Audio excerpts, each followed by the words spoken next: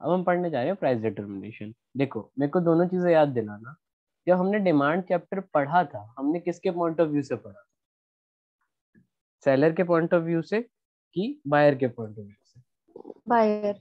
बहुत बढ़िया। तो मैं कह सकता हूँ हमने तब पढ़ा था बायर के पॉइंट ऑफ व्यू से। और तभी हमने सीखा था कि प्राइस का और डिमांड का क्या रिलेशन रहेगा, इनवर्स रिलेशन रहेगा, जिसकी वजह से हमने सीखा था कि डाउनवर्ड स्लोपिंग था हमारा डायग्राम। ठीक है, वही चीज बोल रहा हूँ, क्यों बोल रहा हूँ वो सब सिखाऊं। अब हम बात करते हैं, जब हमने पढ़ा था चैप्टर सप्लाई, जब सप्लाई पढ़ा था तो किसके पॉइंट ऑफ व्यू से पढ़ा था हम?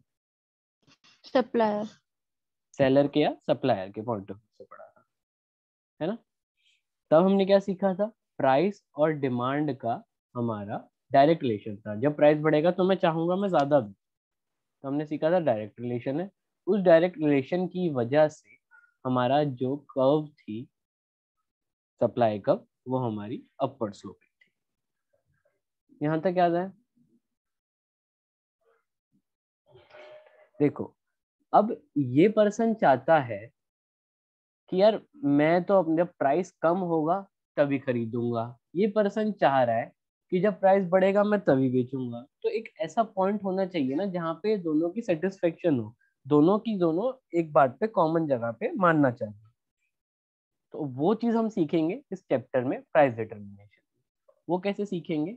मैं एक कॉमन ग्राफ बना रहा हूँ, उस कॉमन ग्राफ के अंदर मैं पुट कर रहा हूँ डिमांड को भी और मैं पुट कर रहा हूँ सप्लाई को। और जिस पॉइंट पे ये कट करेंगे एक दूसरे को, उस पॉइंट को मैं बोलूंगा कि ये पॉइंट है हमारा जहाँ पे हमारा प्राइस और क्वांटिटी डिमांड निकलेगा। कैसे करेंगे जरा देखते हैं। ये बना दिया मैंने डिमांड का, ये बना दिया मैंने सप्लाई का।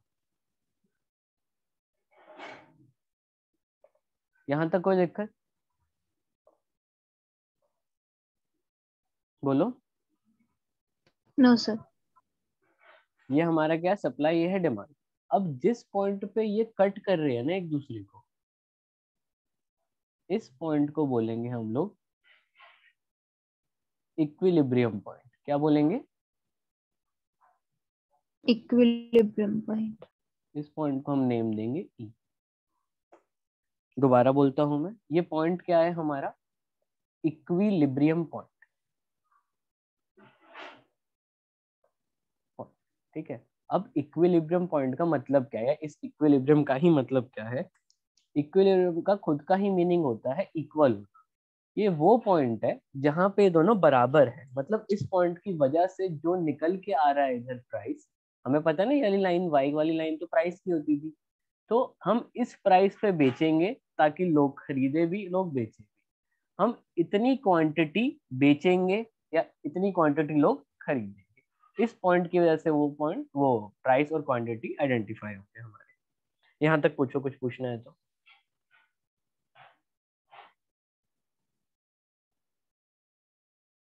या सिंपल भाषा में बोलो, इस प्राइस पे दोनों की दोनों पार्टी राजी है कि हाँ भाई मैं इस पे खरीदने को तैयार हूँ, मैं इस पे बेचने को तैयार हूँ, मैं इतना सामान खरीदने को तैयार हूँ, मैं इतना सामान बेचने को तैयार हूँ। यहाँ तक कोई दिक्कत? No sir. सबको? सृष्टि आपको यस सर, क्लियर है। क्लियर है? ठीक है। मैं एक चीज लिख रहा हूँ, आप पहले उसको लिख लो, फिर उसका लिए डायग्राम भी बना लेना। स्पेलिंग गलत कर दिया मैंने, एक second.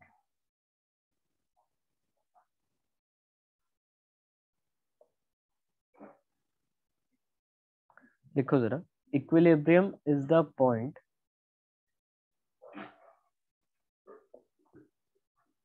where demand for a commodity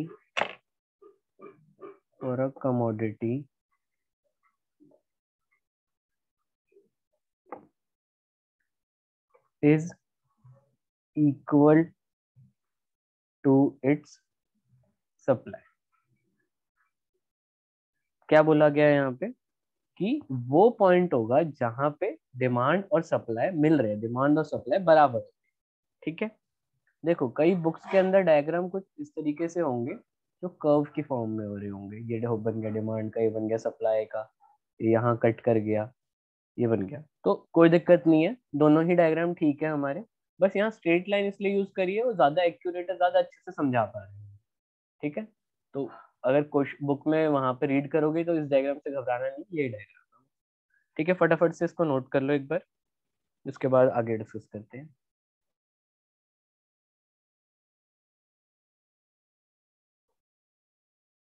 ठीक है, यहाँ तक की कहानी समझ में आई। प्राइस डिटर्मिनेशन क्या है, इक्विलिब्रियम पॉइंट क्या है, ये पी क्यों आया है, ये क्यू क्यों आया, इनका रोल क्या है। दोनों पार्टियां यहाँ पे राजी है इस प्राइस पे, दोनों पार्टी राजी है यहाँ पे इस इतनी क्वांटिटी सेल और बाय करने के लिए। यहाँ तक समझ में आया, आगे चले। सबने नोट कर लिया था ना वो? बोलो, सबने नोट कर लिया था वो? Yes sir. मानव आपने कर लिया? ठीक है,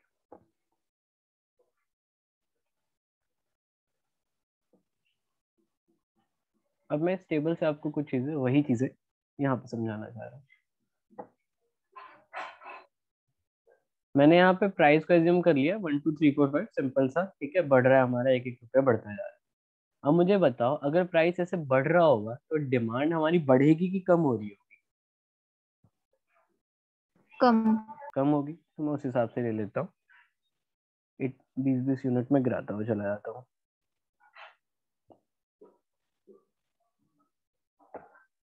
अब वही बात हम सप्लाई के लिए करते हैं।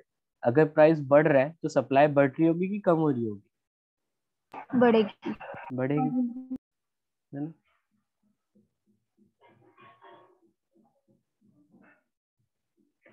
अब मुझे ये बताओ कि कौन से पॉइंट पे हमारी डिमांड और सप्लाई बराबर है?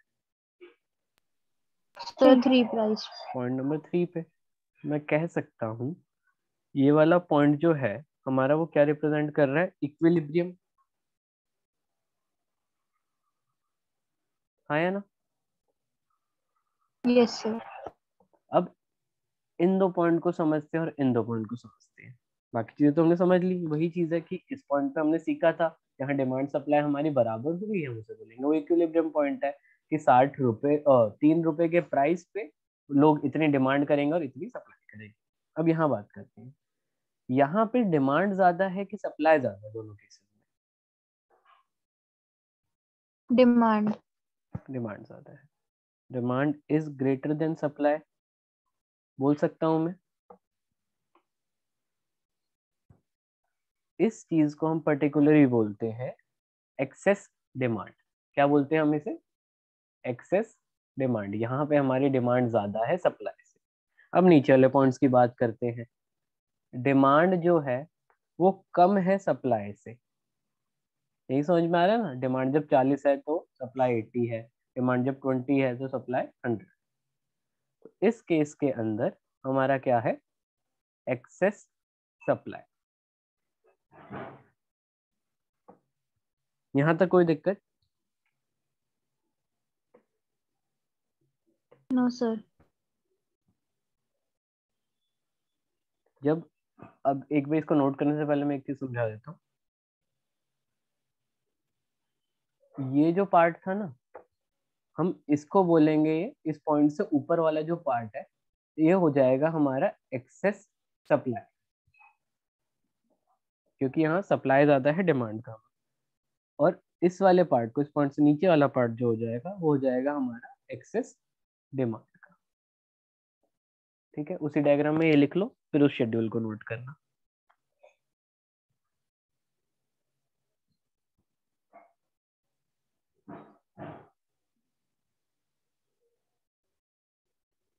कर लिया? ये लिख लिया आपने?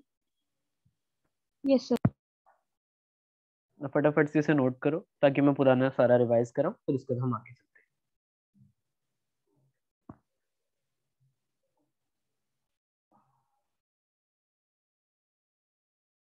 हम वापस से रिवाइज करते हैं, हमने क्या सीखा था। सबसे पहले सीखा था प्राइस डिटरमिनेशन पढ़ने के लिए हमें डिमांड और सप्लाई में वापस जाना पड़ेगा। डिमांड और सप्लाई पूरा नहीं जाना, एक टॉपिक पढ़ा था हमने, shift in demand curve, shift in supply curve, उसको समझ। वो कब होता था? जब हमारा प्राइस था सेम और अदर फैक्टर्स कीप चेंजिंग, उनमें चेंज हो रहा था, बढ़ रहे थे या कम हो रहे थे। अदर फैक्टर में मैंने अभी समझाने के लिए या रिवाइज कराने के लिए कुछ एग्जांपल लिए। टैक्स बढ़ गया तो मेरी डिमांड कम हो जाएगी, वो लेफ्टवर्ड शिफ्ट हो जाएगी। ठीक है, मेरी इनकम बढ़ गई है तो मेरी डिमांड कब राइटवर्ड शिफ्ट हो जाएगी। ठीक है, एक नॉर्मल डिमांड कब इस तरफ डाउनवर्ड स्लोपिंग होती है। डाउनवर्ड स्लोपिंग क्यों हो रही थी हमारी? क्योंकि प्राइस और डिमांड का इनवर्स रिलेशन था, इस वजह से वो डाउनवर्ड स्लोपिंग थी। जब वो बढ़ रही है डिमांड का हमारी तो राइटवर्ड शिफ्ट, जब कम हो रही है तो लेफ्टवर्ड शिफ्ट। वैसे ही हमने समझा सप्लाई का। सप्लाई में क्या, प्राइस और क्वांटिटी सप्लाइड की बात होती थी, वहां डायरेक्ट रिलेशन होता था, प्राइस बढ़ेगा तभी हम अपना सामान भी ज्यादा बेचेंगे। तो सप्लाई हमारी डायरेक्ट रिलेशन की वजह से हमारी अपवर्ड स्लोपिंग होती है, बढ़ेगी तो राइटवर्ड, कम होगी तो लेफ्टवर्ड। बहुत ज्यादा फर्म्स आ गई हैं तो राइटवर्ड हो रही है। रॉ मटेरियल का प्राइस बढ़ गया है तो ऑब्वियसली बात है मेरी कॉस्ट पर फर्क पड़ रहा है, उस वजह से मुझे सप्लाई को कम करना पड़ेगा। जीएसटी या टैक्स बढ़ गया तो मेरी सप्लाई हमारी कम हो जाएगी, अगर कम हुआ होगा तो राइटवर्ड शिफ्ट होगी। ये सारी चीजें पुरानी है जो अभी डिस्कस करी थी। अब ये हमने चीजें क्यों समझी? क्योंकि हमें यहाँ पे एक बीच का हमें प्राइस निकालना है जिसपे डिमांड के लिए जो बायर है वो भी सेटिस्फाइड हो, सप्लाई के लिए जो सेलर है वो भी सेटिस्फाइड हो। तो हमने वो सीखने के लिए इस चैप्टर को पढ़ा, प्राइस डिटरमिनेशन। एक कॉमन ग्राफ में मैंने उन दोनों कर्व्स को पुट कर दिया।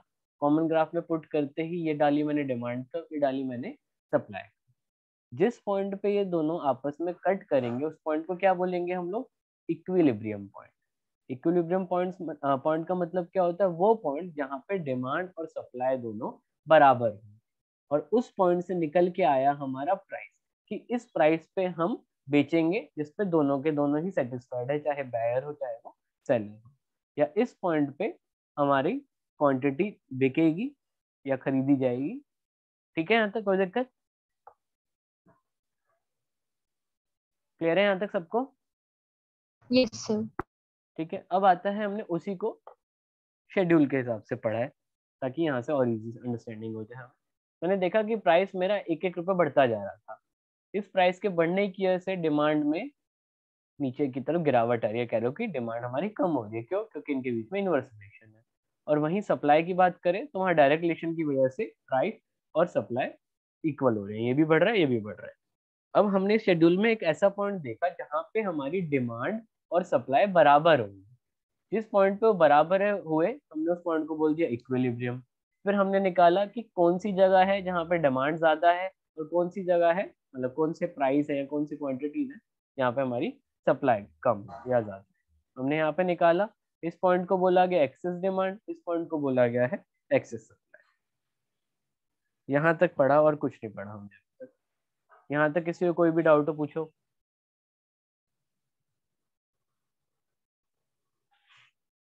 नो सर, कोई डाउट नहीं है। ठीक है, अब मेरा क्वेश्चन आप लोगों से, क्या ये हमेशा जिंदगी भर ही 60 और 60 ये बराबर रहेगा?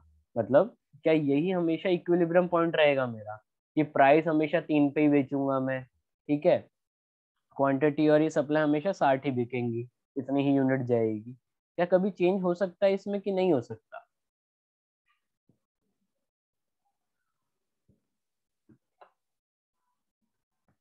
बोलो, क्या ये सर हो तीन सकता है चेंज। हो सकता है? अब वही सारी चीजें हम इस चैप्टर में पढ़ने वाले। ठीक है, मैं आपको बहुत छोटा सा एग्जांपल लेता हूँ। सपोज करो ये बहुत सारे कस्टमर्स हैं, ठीक है, ये समर सीजन चल रहा है, बहुत ज्यादा गर्मियां पड़ गई हैं कि बहुत बुरा हाल है, बाहर निकलते ही बिल्कुल बंदा मदहोश हो जाता है। यहाँ पे एक ही सेलर था एसी का, पूरी मार्केट में एक ही दुकान थी इलेक्ट्रॉनिक्स की जहाँ पे एक बंदा एसी बेचता था।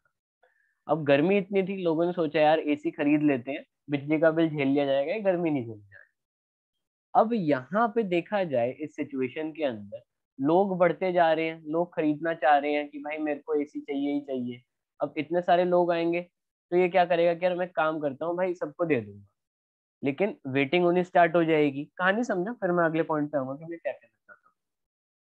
तो लोग कह रहे हैं कि भाई कोई नहीं, अगर 10,000 का एक एसी है तो मैं 15,000 देने को तैयार हूँ, लेकिन मुझे एसी चाहिए। कहानी आई अभी तक यहाँ पे समझ में? डिमांड जो है हमारी ज्यादा है सप्लाई, क्योंकि यहाँ तो एक ही बंदा है ना, सेलर तो एक ही है, लेकिन लोग यहाँ बढ़ते जा रहे हैं। तो क्या ऐसे सिचुएशन में हमारे इक्विलिब्रियम पॉइंट पे कुछ फर्क पड़ेगा कि नहीं पड़ेगा? क्या नया इक्विलिब्रियम प्राइस निकल के आएगा नहीं आएगा? क्या नया इक्विलिब्रियम क्वांटिटी निकल के आएगी नहीं आएगी? अब हमें वो सब समझना है। यहाँ तक कहानी समझ में आई पहले? Yes sir. ठीक है, अब इसी कहानी को जरा हम लोग कायदे से पढ़ते हैं कि क्या चीज है। लिखो मेरे साथ, change in equilibrium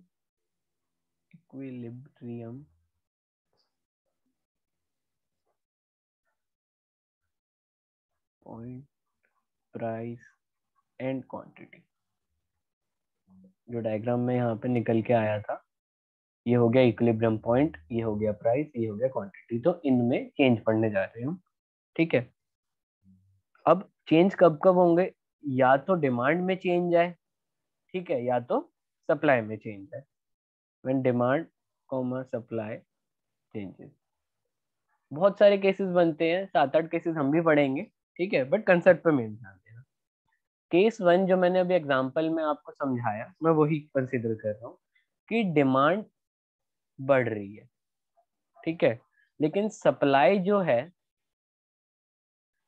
is same. वो गर्मियों वाला एग्जांपल, सेलर एक ही था हमारा एसी बेचने वाला, लेकिन लोग बहुत सारे अब खरीदने के लिए आ गए। तो उस केस में हमारे पे क्या फर्क पड़ रहा होगा? हमारे इक्विलिब्रियम पॉइंट पे बताओ क्या फर्क पड़ रहा है, क्या वो चेंज हो रहा है नहीं हो रहा है? एक जो हमारा प्राइस है इक्विलिब्रियम प्राइस ये वाला, उस पर फर्क बताओ। ये जो क्वांटिटी उस पर फर्क बताओ। तो पहला केस हमने लिया, डिमांड बढ़ रही है सप्लाई से। जब भी आपको इस टाइप के क्वेश्चन आएंगे, सबसे पहला काम आपका ये रहेगा कि इक्विलिब्रियम पॉइंट सबसे पहले निकालो बिना चेंज।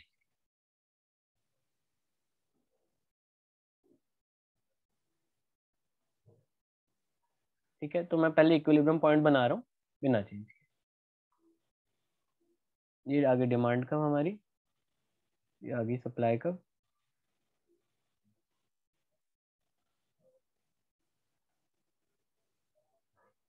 एक सेकंड।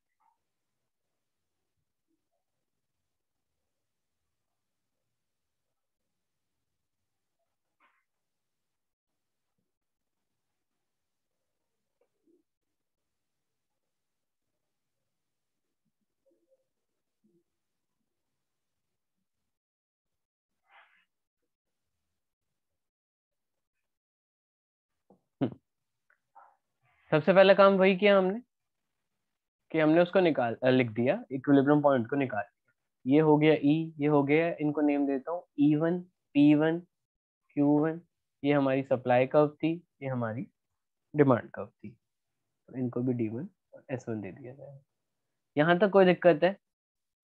ये हमने पुरानी चीज करी है। अब उसने बोला है डिमांड बढ़ गई है, ठीक है, डिमांड बढ़ रही है तो राइटवर्ड शिफ्ट हो रही होगी कि लेफ्टवर्ड शिफ्ट होगी होगी सृष्टि बताओ? Right word. राइटवर्ड शिफ्ट हो रही होगी, तो राइटवर्ड शिफ्ट कर लिया जाता है उसको। ये मैंने कुछ इस तरीके से कर दिया, ठीक है।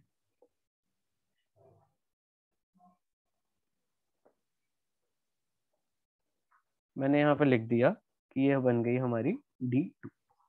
यहाँ तक कोई दिक्कत है? क्या हमारे क्वेश्चन के अंदर सप्लाई सेम है कि अलग है? सप्लाई कर्व में कोई चेंज ही नहीं है, तो वही किया मैंने, सिर्फ डिमांड में चेंज कर दिया। अब डिमांड में चेंज करने की वजह से मैं देखना चाहता हूँ कि मेरी उस पर क्या फर्क पड़ रहा होगा कर्व पे। एक सेकेंड।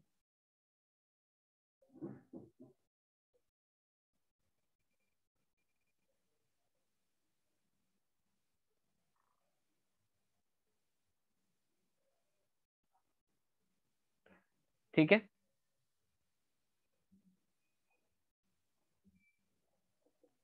ये मेरा निकल के आ गया E2, ये मेरा निकल के आ गया P2, और ये आ गया मेरा Q। आई बस समझ में यहाँ पे कि नहीं आई? आ गई सर।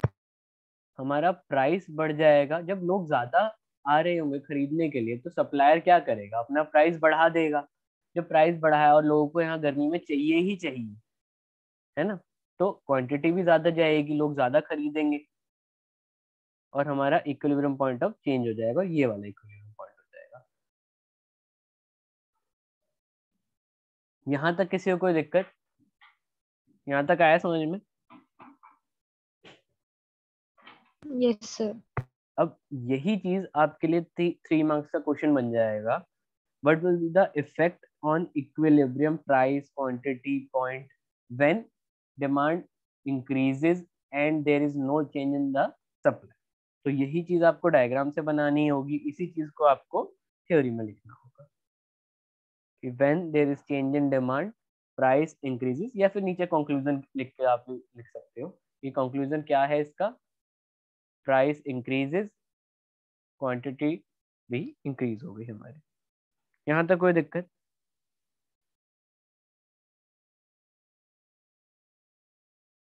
फटाफट से एक बार इसको नोट करो, फिर हम लोग नए केस पे चलेंगे।